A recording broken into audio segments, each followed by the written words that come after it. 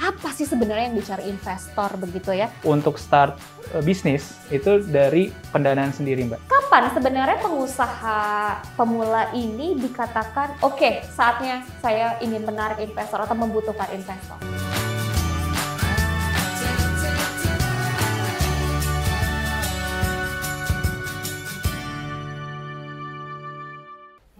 Halo Sobat Ridi, apa kabar Anda? Semoga selalu dalam keadaan sehat dan tentunya semangat ya meskipun di tengah pandemi COVID-19 ini. Dan tentunya harus selalu ingat bahwa kita harus selalu mematuhi protokol kesehatan dimanapun Anda berada. Seperti saya nih, di podcast kali ini harus selalu menjaga jarak dan tentunya menggunakan masker. Nah, selamat datang di Room for Incubation Development over Internet.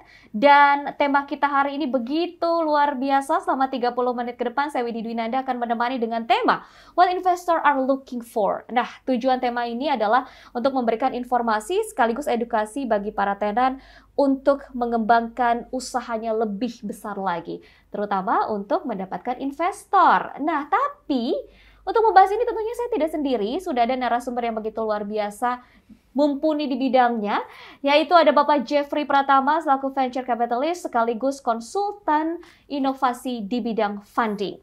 Apa kabar Pak Jeffrey? Baik-baik, Mbak. Tetap semangat tentunya ya? Tetap semangat. Semangatnya harus semangat pagi terus. Semangat pagi. Salam sehat semuanya. Oke, Pak Jeffrey, ini kan berkaitan dengan pengusaha muda, pengusaha pemula. Ini benar-benar pasti menarik banget nih ketika bicara mengenai apa sih sebenarnya yang dicari investor begitu ya. Biar mereka tercerahkan ketika menjalani usahanya. Tapi mungkin kita bisa agak gali sedikit sebenarnya bisa nggak sih pengusaha pemula ini memulai usahanya tanpa investor terlebih dahulu? Justru mindset-nya startnya harusnya dari bootstrapping ya. Jadi mulainya dari pendanaan pribadi. Modal sendiri dulu Modal ya. sendiri. Jadi kalau misalkan ada fund cycle, jadi kayak cycle untuk mencari funding, awalnya itu lebih baik sih memang untuk start bisnis itu dari pendanaan sendiri, Mbak. Oke. Kalaupun ada pinjaman ataupun investor dari luar, itu kalau fase-fase awal lebih aman itu dari 3F. Friends, fools, dan jadi teman, saudara, keluarga, atau kantong pribadi. Fools itu maksudnya kantong pribadi. Berarti gitu. ini inner circle dulu ya, Inner circle. yang dikenal juga. Karena mudah diyakinkan ya. Oke. Karena kan untuk start bisnis itu kita belum tentu bisa meyakinkan seseorang yang emang udah investor gitu, kemudian masuk ke bisnis kita. Karena kan belum tentu juga jalan kan di awal-awal itu kan, penuh dengan ketidakpastian lah istilahnya. Betul, apalagi yang awal-awal memulai bisnisnya pasti ini produk gue laku atau enggak ya, Betul. produk gue disukai atau enggak ya, ini jadi tes pasar begitu Betul. ya. Jadi awalnya lebih baik memang pakai modal sendiri. Nah, kapan sebenarnya pengusaha pemula ini dikatakan, oke, saatnya saya ingin menarik investor atau membutuhkan investor? Pada saat kita sebagai startup founder ya atau pendiri pembisnis atau entrepreneur, kapan kita membutuhkan pendanaan ketika kita mau scale up ataupun kita mau mengembangkan bisnis kita jauh lebih besar dari yang lain. Dan kapan itu hanya si Pengusahanya ya? Pengusahanya yang tahu. Karena dia ngedrive bisnisnya kan. Gitu. Jadi intinya dia harus tahu juga kapan emang harus mengembangkannya, kapan harus pakai modal investor atau pakai keuntungan dari perusahaannya untuk mengembangkan bisnisnya. Pakai return earning. Jadi dari profit untuk dikembangkan lagi untuk modalin pengembangan usahanya gitu. Diputerin dari profit gitu. Apa ada kisi-kisi waktu yang tepat untuk kayaknya ini waktu yang tepat untuk mendapatkan dana yang lebih dari investor begitu? Ya dari evaluasi bisnisnya. Kalau misalkan bisnisnya mau dikembangkan ke arah yang lebih besar, kemudian dia butuh resource lagi, misalkan buat nambah tim, buat invest di teknologi, untuk sewa ruangan, sewa kantor dan segala macam. Nah itu mungkin bisa start untuk cari investor luar. Oke, sebenarnya apa saja sih peran dari investor untuk sebuah bisnis atau usaha itu? Kalau investor itu sebenarnya kan ada beberapa tipe ya, Mbak. Jadi kalau misalkan kita mau mencari investor yang bisa mengembangkan bisnis bareng, Nah, itu jauh lebih bagus. Tipikalnya ada beberapa sih. Investor itu invest di usaha itu, satu, dia mencari capital gain. Kedua, memang dia mau berkontribusi untuk mengembangkan sosial. Nah, kalau misalkan memang dapetin investor yang dia itu memang capital gain, berarti kan intinya dari si entrepreneur-nya harus bisa menyiapkan projection finansial yang bagus kan. Kapan bisa balikin, kapan ini bisa berkembangnya sejauh mana dan segala macam. Nah, kalau misalkan dapat tipikal investor yang kontribusinya sosial, jadi harusnya lebih enak gitu. Jadi tidak ada beban untuk mengembalikan si dananya. Kayak gitu, Mbak. Wow, ternyata banyak juga ya tipe-tipe investor. Tipe-tipenya investor banyak. Dan itu biasanya kan jodoh-jodohan ya, Betul. Jeffrey ya. Ketika, Betul. aduh kayaknya ini klik nih saya untuk menginvest di sini. Nah, itu Betul. tentunya harus ada cara-cara juga untuk meng-guide si investor Betul. itu sendiri. Tapi sebelum meng-guide, kita juga harus kenal dulu karakteristik dari investor yang ingin Betul. kita tarik gitu loh, Betul. biar tepat sasaran. Nah, ada Betul. karakteristik yang memang harus dikenali nggak sih oleh Karakteristiknya itu bisa dilihat dari yang tipikal tadi. Kalau misalkan memang dia adalah mau jadi capital gain, karakternya apakah dia mau berkontribusi di dalam perusahaannya atau hanya menunggu. Menunggu maksudnya dia masukin dana dan dia mendapatkan return balik dari usahanya yang diinvest itu. Atau memang dia mau berkontribusi untuk ngembanginnya. Nah, lebih bagus adalah mencari investor yang benar-benar mau ngembangin bersama gitu, Mbak, sama si entrepreneur-nya gitu loh, Mbak. Nah, gimana nih caranya untuk mendapatkan atau kenal sama investor yang memiliki tipe-tipe yang sesuai? Open mind. Jadi intinya harus terbuka, harus bisa banyak networking. Memang lama prosesnya ya, karena kita mencari investor itu udah kayak nyari istri. Bener ya, jodoh-jodohan setuju ya? Jadi memang ada yang waktu pertama jodoh dan akhirnya bisa berlanjut, ada yang sudah berjodoh tapi di tengah jalan cerai. Kongsi bisnisnya lepas gitu, maksudnya bubar gitu kan. Ada yang baru harus berkali-kali pitching baru dapat. Jadi benar-benar jodoh-jodohan sih, Mbak. Jadi intinya harus terus bisa membuka diri, networking, kemudian harus terus opportunity-nya harus terus dijalanin gitu loh. Tapi once kalau misalkan sudah dapat ya harus komitmen terhadap apa yang menjadi visi bersamanya gitu loh, Mbak. Oke, selain investor sebenarnya ada sumber-sumber pendanaan yang bisa digali lagi nggak sih? Banyak, Mbak. Apa Banyak. saja sih? Jadi kalaupun memang sumber-sumber pendanaannya itu tergantung dari kepentingannya kan. Kalau dari pemilik usaha, entrepreneur itu kalau misalkan memang dia butuh dana cepat untuk membiayai project, mereka bisa nyari loan, pinjaman misalnya. Itu bisa ke bank, bisa ke multi finance, bisa ke pinjaman online dan segala macam. Kalau misalkan memang dia itu pengen mengembangkan usahanya secara long term dan dia butuh strategic partnership, dia bisa mencari sumber pendanaan itu dari venture capital atau dari angel investor, kayak gitu. Dan ada juga sumber lain seperti dana-dana hibah dari pemerintah. Contohnya dari LPDB ya. Kemudian mungkin dari dana-dana hibah pemerintah yang lain. Karena kan sekarang sektor UMKM itu menjadi sektor yang sangat penting di Indonesia gitu, Mbak. Untuk mindset dan prinsip sebelum memulai untuk mencari funding. Nah, ini yang penting. Jadi kayaknya bakal panjang lebar yang dibahas kayaknya ya. Ini harus penting. ada yang banyak diubah mindsetnya, jangan-jangan. Ini penting nih. Prinsipnya adalah gini, Mbak. Jadi kita sebagai entrepreneur itu jangan menjadikan fundraising itu sebagai tujuan. Ibaratnya tuh kayak fundraising terus gitu loh. Butuh dana. Tapi secara fundamental bisnisnya itu nggak diberesin. Fundamental bisnis itu maksudnya bisnisnya tuh harus untung. Bisnis itu harus profit. Nah, jangan mencari investor untuk bakar duit untuk membiayai OPEX kita gitu loh. Jadi mindset-nya tuh harus benar. Jadi jangan jadikan fundraising itu sebagai tujuan utama. Itu sebagai sarana untuk mengembangkan gitu. Itu satu mindset. Yang kedua, kalau sudah mendapatkan pendanaan, jangan fundraising lagi gitu loh. Jadi harus komit terhadap si investornya. Bahwa ketika sudah dapat pendanaan itu ada visi dan project timeline dan pengembangan bisnis selanjutannya gitu. Nah, fokus ke situ. Jangan mencela-mencele, jangan pindah ke lain hati. Jadi gitu. lebih baik fokus dan mengembangkan dengan orang itu begitu investor, ya. Karena kan udah nggak ada, apalagi kalau misalkan sudah dapat pendanaan, sudah cukup berdasarkan perhitungan dan segala macam, ya harus fokus gitu loh. Seperti itu. Nah, itu mindset-nya. Terus kalau fakta-faktanya untuk fundraising itu, sebenarnya fundraising itu seperti sebuah perjalanan, Mbak.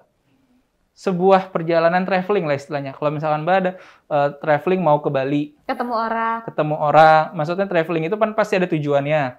Ada bekal yang harus dibawa. Ada persiapan yang harus dilaksanakan. Nggak mungkin tangan kosong ya? Tangan kosong. Jadi fundraising itu sebenarnya tipikalnya seperti perjalanan.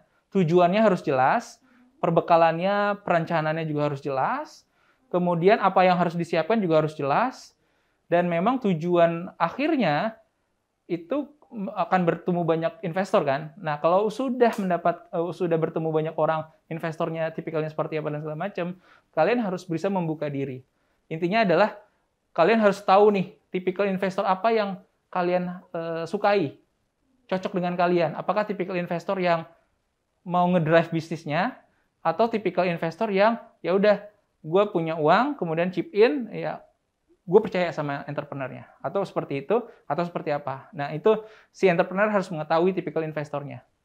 Gitu. Yang sesuai dengan bisnisnya tentunya. Ya, pasti kalau misalkan mau disesuaikan dengan bisnisnya, itu menjadi salah satu faktor utama juga untuk memilih. Biasanya strategic partnership-nya yang dibutuhkan kan.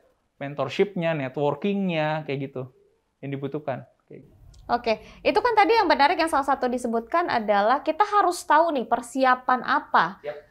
Harus tahu, jadi nggak cuma tangan kosong doang datang ke investor, saya mau bisnis gitu kan, tapi nggak ada bahan-bahan atau ibaratnya portofolio yang sudah kita bangun di situ. Apa sih sebenarnya yang harus kita persiapkan sebelum kita bertemu dengan? Jadi saya dulu 3 tahun di venture capital, Mbak. Kerjaan saya itu adalah mereview investment deck dari ratusan startup yang datang ke kami. Dan saya lihat bahwa mereka ketika pitching ke investor itu tidak siap. Dan terkadang kalau misalkan tidak siap, kita juga malas dengerinnya kan. Iya. Itu udah kelihatan bahwa, wah ini nggak siap nih. Ini cuma ide doang. Ide doang. Kemudian main-main gitu datang ke investor. Dan kita juga, ya udah deh, pertemuan berikutnya, ya paling pertemuannya cepat gitu loh. Nah, kalau misalkan mau serius, biasanya tipikal persiapan-persiapannya adalah dia harus tahu dulu visinya kemana. Ada business plan berarti ya? Ada business plan. Kalau di kami kita sebutnya investment deck, kayak gitu. Tapi memang kalau misalkan mereka datang pitching ke kita, ada beberapa hal sih yang harus disiapkan. Pertama, mereka harus tahu nih industrinya tuh sudah sejauh mana, trennya apa. Kemudian dari industrinya, misalkan dia punya bisnisnya di industri tersebut, misalkan perikanan. Perikanan dia harus ngasih tahu nih, perikanan itu untuk 2 tahun, 3 tahun ke depan, trennya seperti apa? Apakah berkembang, growing atau tidak? Kemudian bisnis modelnya itu kayak gimana? Kapan dia bisa mendapatkan revenue, ROI-nya? Revenue modelnya seperti apa? Yang paling penting lagi adalah persiapan diri sendirinya. Visinya itu kemana? Dari bisnisnya. Karena dia nge-drive kan. Entrepreneur itu yang nge-drive. Kira-kira yang paling menarik yang punya visi-misi penyampaiannya seperti apa sih? Yang tadi, jadi dari 3 itu sudah mereka bisa yakinkan investor, paling pertama kali itu mereka bisa meyakinkan kita untuk pertemuan pertama lah, kita mau mendengarkan secara serius. Karena kan yang masuk kita tuh ratusan, Mbak. Investment deck itu bisa 1 bulan itu bisa sampai 200-an.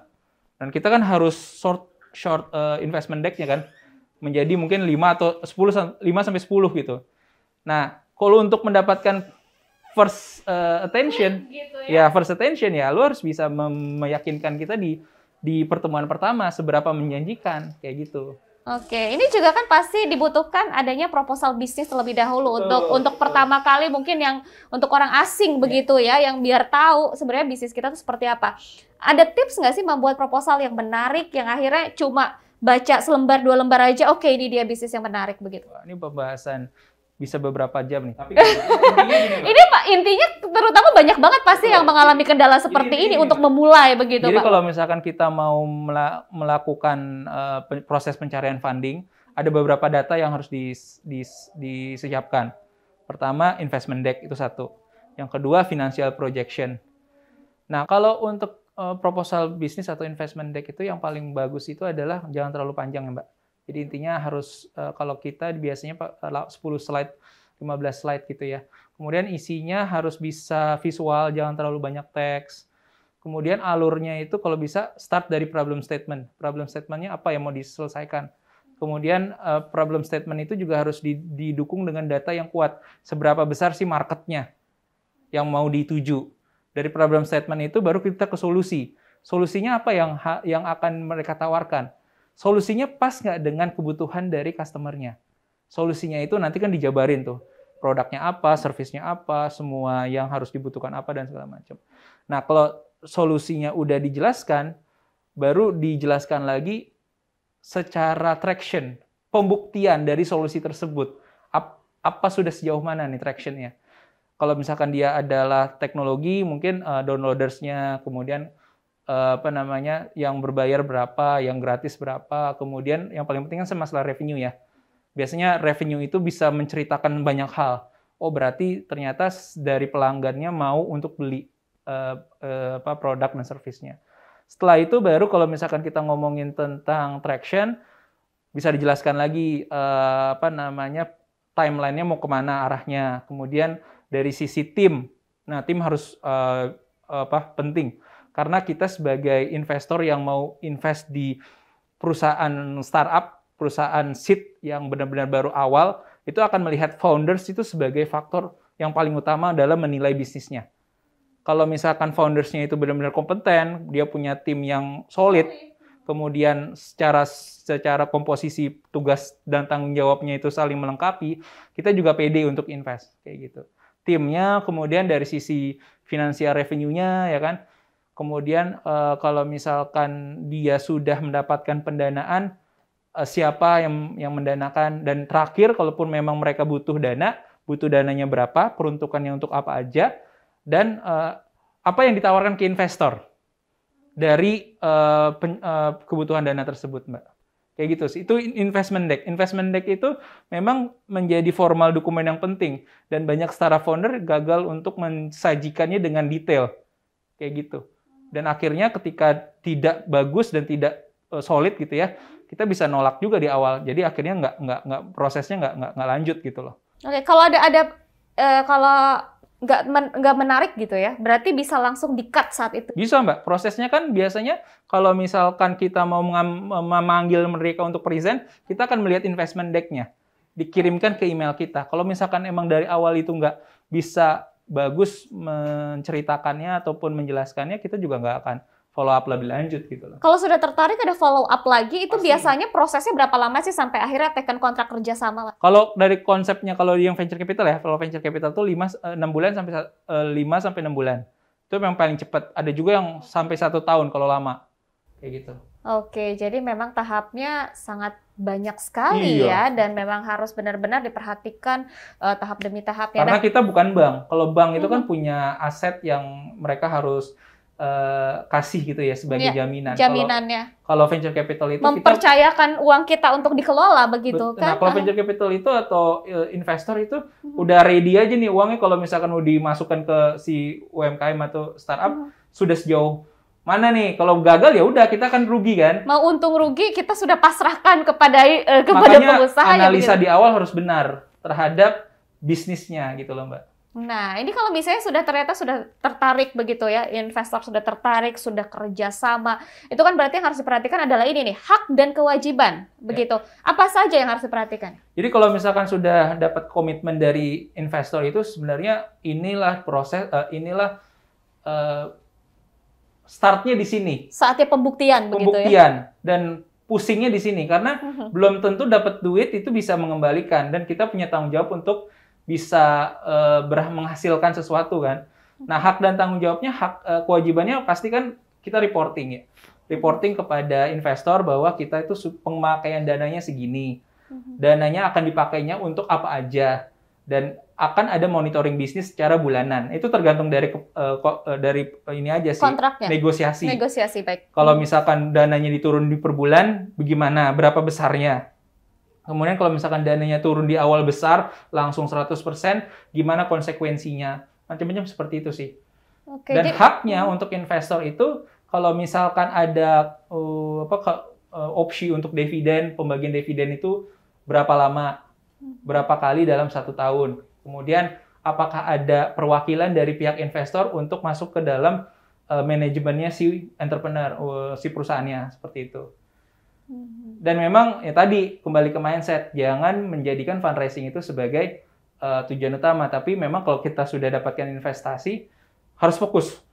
Harus benar-benar kayak kacamata kuda, fokusnya sesuai dengan apa yang sudah dikomitmen oleh sama investor kan.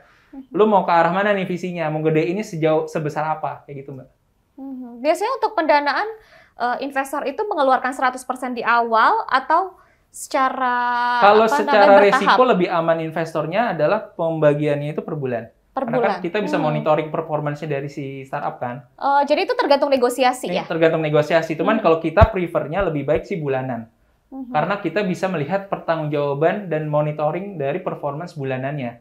Gitu. Oke. Ada juga tapi yang di depan. Kalau di depan biasanya itu untuk keperluan eskalasi bisnis. Jadi kalau misalkan mereka butuh modal di depan untuk investasi gudang, investasi production gitu kayak manufaktur dan segala macam, itu juga bisa dilakukan gitu.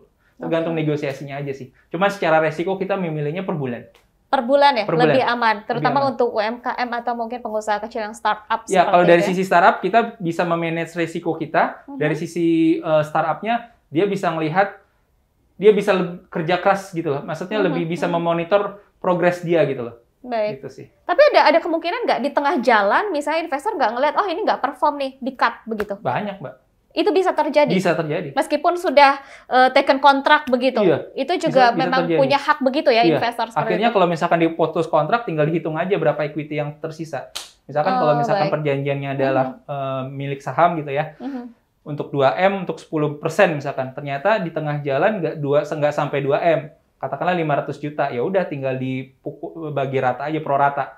500 juta berarti 500 juta itu kan kalau 2M 10%. 500 juta kan berarti cuma seperempatnya, berarti cuma sekitar 2,5% untuk equity-nya. Gitu aja sih. Wow, ini benar-benar ya yang namanya investor, mendapatkan investor bukan cuma kayak sekedar yes dapat dana, nggak gitu ya, tapi Enggak. tanggung jawabnya sangat besar sampai akhir. Nah, mungkin terakhir diberikan tips bagi para pengusaha muda, mungkin pengusaha pemula, bagaimana sih caranya ketika sudah mendapatkan investor, lalu akhirnya investornya itu bisa jangka panjang dan mungkin mengembangkan usahanya bukan hanya di satu bidang saja, tapi lebih mengembangkan bisnisnya. Iya. Jadi awet gitu loh, langgeng seperti jodoh sehidup semati begitu, Mas. Prinsipnya komunikasi, Mbak. Komunikasi. Kalau misalkan, jadi ketika sudah dapat komitmen investasi dari investor, entrepreneur itu harus bisa berkomunikasi dengan baik. Berkomunikasi dengan investornya dari sisi misalkan dia sering update tentang hasil dari bisnisnya, ya kan? Itu satu. Kemudian kedua, menjaga hubungan. Jangan, ya ibaratnya kayak suami istri lah. Kalau misalkan udah menjadi satu perahu gitu ya di satu perusahaan itu kan, entrepreneur dan investornya itu saling harus bisa berkomunikasi. Visinya tuh mau dibawa kemana sih perahu ini, startup ini gitu ya. Semakin baik, semakin benar-benar kita si entrepreneurnya bisa membuktikan bahwa dia itu memang kerja keras dalam mengembangkan startupnya. Dan investor pasti kan melihat ya, walaupun nanti jatuhnya startupnya rugi, tapi karena komunikasinya baik, kemudian dari sisi dia itu juga bisa melihatkan kerja kerasnya, dan segala macam, si investor pasti juga paham ya. Oh, emang ternyata memang dia kerja keras. Tapi apalagi berjalannya bersama-sama begitu iya, ya, tahu prosesnya. Betul. Nah, ketika emang tidak sesuai dengan rencana, ternyata di tengah jalan malah turun nih bisnisnya. Si investornya kan kalau misalkan sudah berkomunikasi dengan baik gitu, si entrepreneurnya ke investornya akan enak gitu. Ya udah, oh berarti ini memang kondisi ekonominya mungkin yang nggak bagus. Kayak pandemi kayak gini kan banyak startup dan UMKM-nya kan turun ya. Karena memang tidak bisa diduga karena pandemi ya, faktor eksternal yang nggak bisa kita kontrol. Kayak gitu. Jadi kuncinya adalah komunikasi yang baik terhadap investor. Agar hubungannya langgeng seperti suami istri. Semoga sehidup semati begitu ya. Betul. Di saat sukses maupun di saat merugi, itu berarti bisa saling menjaga komunikasi itu yang terbaik. Betul sekali. Baiklah, tidak terasa nih Pak Jeffrey, 30 menit sudah berlalu. Ini senang banget dan tentunya ini bisa menginspirasi Anda, Sobat Ridi. Terutama bagi Anda yang mau memulai usahanya, jangan takut dulu. Yang pertama mungkin bisa disimpulkan bahwa kalau mau mulai bisnis, jangan jauh-jauh dulu ya. Coba kita lihat kocek pribadinya, memungkinkan untuk jalan sendiri atau enggak. Atau bisa cari pendanaan dari inner circle kita.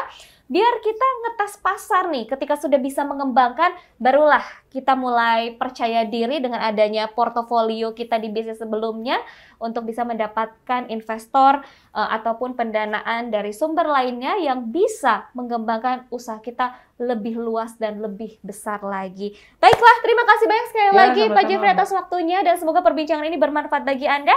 Saya Widi Dwinanda, sampai jumpa lagi dan selamat beraktivitas kembali. Assalamualaikum warahmatullahi wabarakatuh.